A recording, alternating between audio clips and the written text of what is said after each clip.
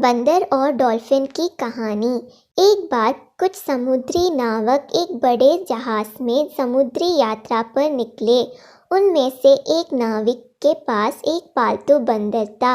उसने उसे भी अपने साथ जहाज पर रख लिया। यात्रा प्रारंभ हुई।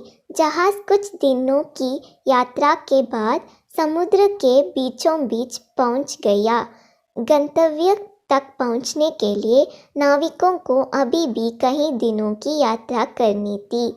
इतने दिनों तक मौसम नाविकों के लिए अच्छा रहा था, लेकिन एक दिन समुद्र में भयंकर तूफान आ गया। तूफान इतना तेज था कि नाविकों का जहाज टूट गया। नाविकों के जहाज को बचाने की बहुत कोशिश की, लेकिन अंततः जहाज पलट गया। नाविक अपनी जान बचाने के लिए समुद्र में तैरने लगे। बंदर भी पानी में जा गिरा था। उसे तैरना नहीं आता था। वह डूबने लगा और उसे अपनी मौत सामने नजर आने लगी। वह अपनी जान बचाने के लिए चीख पुकार मचाने लगा। उसी समय एक डॉल्फिन वहां से गुजरी। उसने बंदर को डूबते हुए देखा तो उसके पास गई और उसे अपने पीठ में बिठा लिया।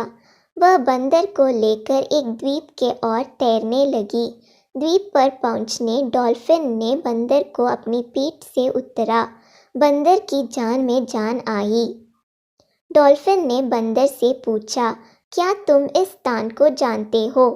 हाँ बिल्कुल, यहाँ का राजा तो मेरा बहुत अच्छा मित्र है और तुम जानती हो कि मैं भी एक राजकुमार हूँ।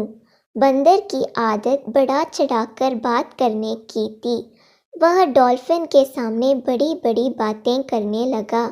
डॉल्फिन समझ गई कि बंदर अपनी शान बगराने के लिए झूठ बोल रहा था, क्योंकि वह एक निर्जन द्वीप था जहाँ कोई भी नहीं रहता था। वह बंदर की बात का उत्तर देते हुए बोली, हो तो तुम एक राजकुमार हो, बहुत अच्छी बात है, लेकिन क्या तुम्हें पता है कि बहुत जल्दी तुम इस द्वीप के राजा बनने वाले हो? राजा? और मैं कैसे? बंदर ने आश्चर्य से पूछा। वो इसलिए कि तुम द्वीप का एकलौता प्राणी हो, इसलिए बड़े आराम से यहाँ के राजा बन सकते हो। मैं जा रही हूँ, अब तुम अपना राजपाट संभालो। इतने कहकर डॉल्फिन तैरकर वहाँ से दूर जाने लगी। बंदर पुकारते रह गया और उसने झूठ और शौकी से नाराज डॉल्फिन उसे वहीं छोड़कर चली गई। सीख: व्यर्थ की शौकी बगराना मुसीबत को बुलावा देना है।